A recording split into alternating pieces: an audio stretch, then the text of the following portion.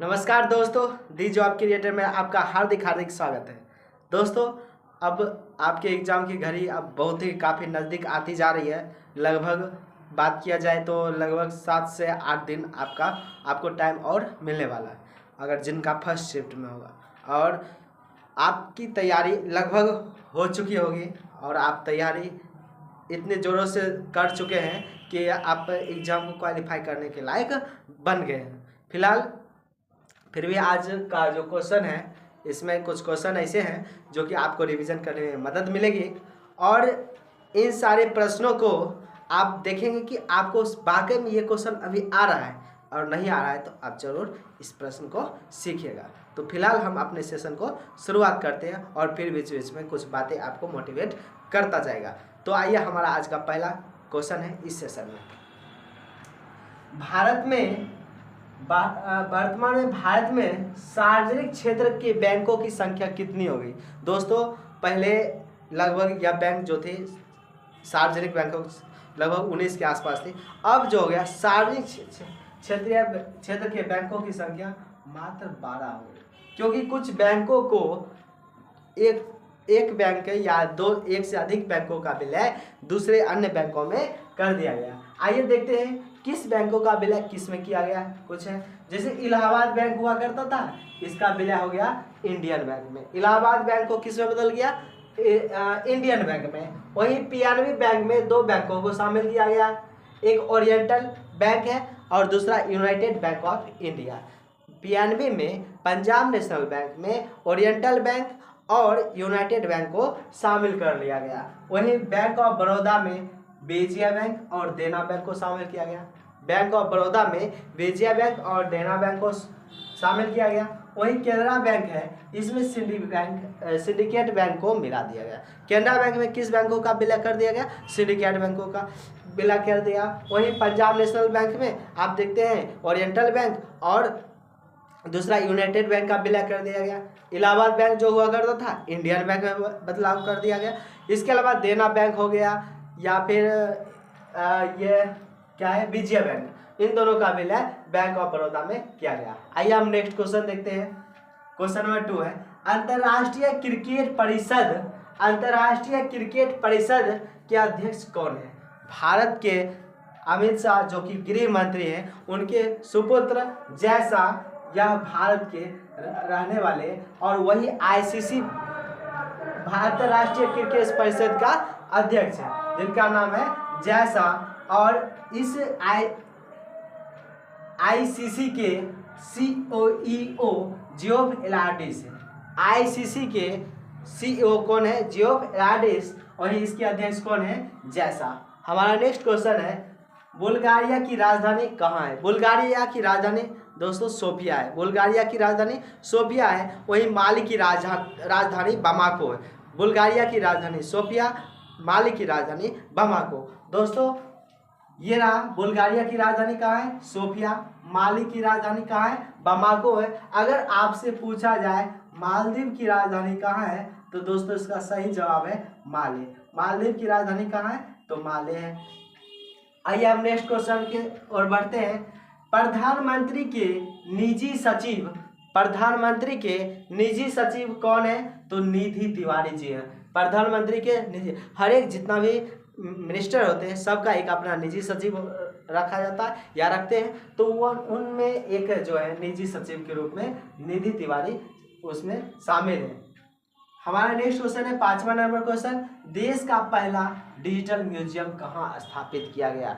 देश का पहला डिजिटल म्यूजियम स्थापित कहाँ किया गया? तो महाराष्ट्र में किया गया। देश का पहला डिजिटल म्यूजियम कहाँ स्थापित किया गया? तो महाराष्ट्र में किया गया। और ये क्वेश्चन है नेक्स्ट क्वेश्चन, खेल जगत में दोस्तों, खेल जगत में भारत रत्न नहीं दिया था, लेकिन खेल जगत में भारत रत्न दिया गया है कुछ रूल को बदलाव करके। और इस तरह से खेल जगत में भारत रत्न प्राप्त करने वाले पहले खिलाड़ी कौन बने? तो मास्टर ब्लास्टर सचिन तेंदुलकर को भारत रत्न दिया गया, जो कि खेल जगत में संशोधन करके ही उनको भारत रत्न से सम्मानित किया गया। ये रहा आपका क्वेश्चन। 7वां क्वेश्चन है युवा प्रवासी भारतीय 2025 का युवा प्रवासी भारतीय दिवस मनाया गया जनवरी महीने में मनाया था। कहाँ मनाया गया? तो भुवनेश्वर में मनाया गया। युवा प्रवासी भारतीय दिवस कहाँ पर भारत में 2025 में आयोजित किया गया? तो भुवनेश्वर में किया गया। हमारा नेक्स्ट क्वेश्चन है प्रधानमंत्री जन आरोग्य योजना जो कि आयुष्मान भारत से संबंधित है। प्रधानमंत्री जन आरोग्य योजना आयुष्मान भारत का एक कार्ड बनाती है जिसका जो है विज्ञापन यानी कि जिसका लागू किया गया था 23 सितंबर 2018 को रांची से, झारखंड की राजधानी रांची से प्रधानमंत्री 23 सितंबर 2018 भारत जन आरोग्य के तहत भारत आयुष्मान कार्ड तैयार किया जाता है, बनाया जाता है। भारत जन आरोग्य के तहत भारत आयुष्मान कार्ड तैयार किया जाता है, बनाया जाता है, जिसके तहत गरीबों को जो BPL में हैं उनको उनके कार्ड पर उस कार्ड के माध्यम से इलाज के लिए 5 लाख तक की इलाज की सुविधा सरकार के द्वारा प्रधानमंत्री के द्वारा दी गई है, जो कि 23 सितंबर 2018 से लागू की गई थी। और यह लागू करने का जो शुरुआत किया था वह स्थान था रांची, जो कि झारखंड की राजधानी है, वहीं से इसका जो है इस योजना का लागू किया गया था, कहा गया था। हमारा नेक्स्ट क्वेश्चन है केवलादेव राष्ट्रीय उद्यान कहाँ है? दोस्तों केवलादेव राष्ट्रीय उद्यान राजस्थान के भरतपुर में है। केवलादेव राष्ट्रीय उद्यान कहाँ है? तो राजस्थान के भरतपुर में है केवलादेव राष्ट्रीय उद्यान। हमारा नेक्स्ट क्वेश्चन है विश्व का सर्वश्रेष्ठ हवाई अड्डा कौन है? तो दोस्तों विश्व का सर्वश्रेष्ठ हवाई अड्डा चांगी हवाई अड्डा जो कि सिंगापुर में है। दोस्तों चांगी हवाई अड्डा विश्व का सर्वश्रेष्ठ हवाई अड्डा माना जाता है, जो कि सिंगापुर देश में है। हमारा नेक्स्ट क्वेश्चन 11 नंबर साहित्य अकादमी पुरस्कार। दोस्तों साहित्य अकादमी पुरस्कार की शुरुआत 1954 में की गई थी और 2024 का साहित्य अकादमी पुरस्कार जो कि हिंदी क्षेत्र से है, इसमें जो दिया गया किनको दिया गया? गगन गिल को। किनको दिया गया? गगन गिल को। और इनकी एक कविता था मैं जब तक बाहर आई गगन गिल को 2024 का साहित्य क्षेत्र का जो पुरस्कार होता है उनको यह साहित्य अकादमी पुरस्कार सम्मानित किया गया। हमारा नेक्स्ट क्वेश्चन है T20 वर्ल्ड कप में किस टीम ने किसको पराजित किया? T20 वर्ल्ड कप 2024 में भारत ने दक्षिण अफ्रीका को पराजित किया था 7 रनों से। 2024 में T20 वर्ल्ड कप में भारत ने दक्षिण अफ्रीका को पराजित करके और इस खिताब को 17 साल बाद दावेदारी की थी। T20 वर्ल्ड कप क्रिकेट में भारत ने दक्षिण अफ्रीका को 7 रनों से हराकर 2024 में 17 साल बाद खिताब पर कब्जा किया था, जो कि दक्षिण अफ्रीका इसमें हार गई थी, जो कि जीतने वाली थी और जीतते हुआ हार गई थी। ये था इंडिया की तरक्की उस समय। आइए हमारा अगला क्वेश्चन है अयोध्या का राम मंदिर किस शैली में निर्माण किया गया है? दोस्तों अयोध्या का राम मंदिर नागर शैली में निर्माण किया गया है। नागर शैली की खासियत होती है वह सीधा से पहले नीचे ज़्यादा चौड़ाई होती है और फिर धीरे धीरे बढ़ती हुई और इस तरह से एक रूप ले लेती है। और जबकि आप देखेंगे द्रविड़ शैली में दक्षिण भारत में वहाँ पर क्या होगा बहुमंजिला जैसे इमारत जैसे लगेगी, वहाँ भी छोटा होता है लेकिन वह क्या होगा ऐसा लगेगा कि वह छत उस पर रखा हुआ है, फिर आगे दिखेगा छत जैसा यानी कि बहुमंजिला जैसा वह दिखता जाएगा। लेकिन यहाँ की आकृति क्या होती है नागर शैली की धीरे धीरे वह क्या होती है इस तरह से तिरछा के रूप में होते हुए त्रिभुज के रूप में वह पर जाकर सट जाती है। हालांकि त्रिभुजाकार नहीं होता है, षटकोणीय रखा जाता है। तो ये नागर से इसमें रामलला की मूर्ति की ऊंचाई लगभग 51 इंच रखी गई, जबकि पूरे मंदिर परिसर की जो ऊंचाई है वह लगभग 161 फीट देखने को मिलती है। रामलला अयोध्या के राम मंदिर जो कि नागर शैली में है, इस मंदिर की ऊंचाई 161 फीट है और यह अयोध्या में स्थित है।